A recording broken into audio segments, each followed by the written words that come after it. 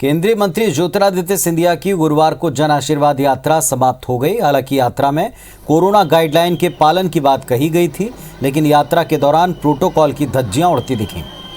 उमड़े जन सैलाब में सोशल डिस्टेंसिंग कतई नजर नहीं आई। सिंधिया के रथ के साथ सवार दूसरे मंत्री और भाजपा नेता भी गाइडलाइन का खुद उल्लंघन करते नजर आए हैं। आशीर्वाद यात्रा को लेकर अब कांग्रेस ने मोर्चा खोला है।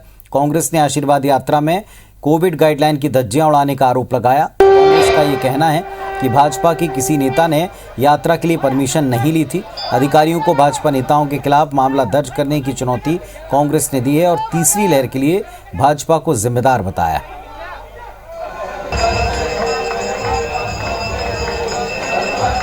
पूरे देश के लिए ये यात्रा निकाली, इससे शर्मनाक हुई। इससे कई कोरोना फैल रहा है। इंदौर में कोरोना कई जगह फैल रहा है। मेरी विधानसभा के अंदर कल 25 केस आए, उसके बावजूद इंदौर शहर में एक केस नहीं बताया गया। ये बताया गया कि 0 केस आए। मेरी विधानसभा के अंदर कल और परसों मिला के 1819 केस आए। उसके बावजूद सिर्फ आम जनता को सिर्फ गुमराह किया जा रहा है और ऐसी यात्रा निकाली जा रही है।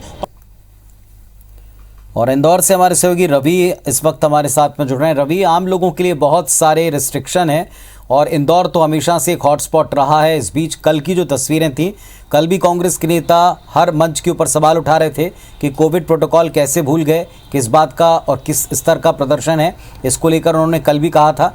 आज भी इस बात को लेकर कुछ विरोध हुआ है, आपत्तियां उठाई गई। जी बिल्कुल, देखिए इंदौर की अगर बात करें तो इंदौर के पूरे 5 विधानसभा में तकरीबन 50 से ज़्यादा स्वागत मंच लगाए गए थे और इसी को लेकर कांग्रेस भी मुखर हो गई है। कांग्रेस का साफ तौर पर कहना है कि पहली बात तो इस यात्रा को लेकर किसी प्रकार की कोई भी अनुमति जो है वो बीजेपी की ओर से नहीं ली गई और अगर अधिकारियों में इतना दम है तो वो बीजेपी शासन या बीजेपी के जितने भी नेता हैं उनके खिलाफ कार्रवाई करके बताए। पहली चीज़ तो कांग्रेस अपनी ओर से साफ यही कह रही है कि जहां प्रशासन कोरोना के आंकड़े छुपाने में लगा हुआ है, जिस दिन सिंधिया की यात्रा निकली है उस दिन 0 आंकड़े बताए गए हैं, जबकि क्षेत्र क्रमांक 1 से जो कांग्रेस विधायक है संजय शुक्ला वो साफ तौर पर कह रहे हैं कि उन्हीं के क्षेत्र में तकरीबन 18 से 20 केस जो हैं कोरोना पॉजिटिव केस आए हैं। उसके बावजूद भी प्रशासन ने जो है उन आंकड़ों को छुपाया है और साफ तौर पर उन्होंने आरोप लगाया है कि अगर आगामी दिनों में यदि इंदौर शहर में कोरोना संक्रमण को लेकर स्थितियाँ बिगड़ती है तो इसका जिम्मेदार जो है वो सीधे सीधे भारतीय जनता पार्टी होगी, क्योंकि कल जिस तरीके से जनसैलाब सिंधिया की यात्रा में देखने को मिला उसमें साफ तौर पर बड़ी संख्या में ना तो लोगों ने मास्क लगाए हुए थे, सोशल डिस्टेंसिंग का इसमें पालन नहीं हुआ। सिंधिया ने भले सी रथ पर मास्क पहना हुआ था, लेकिन उनके साथ में जो दूसरे नेता थे और जो विधानसभा वाइज विधायक चेंज होते जा रहे थे, उनके समर्थक इस रथ पर चढ़ते जा रहे थे, उन्होंने किसी ने ना ही सोशल डिस्टेंसिंग का पालन रखा और ना ही उन्होंने मास्क पहना हुआ था।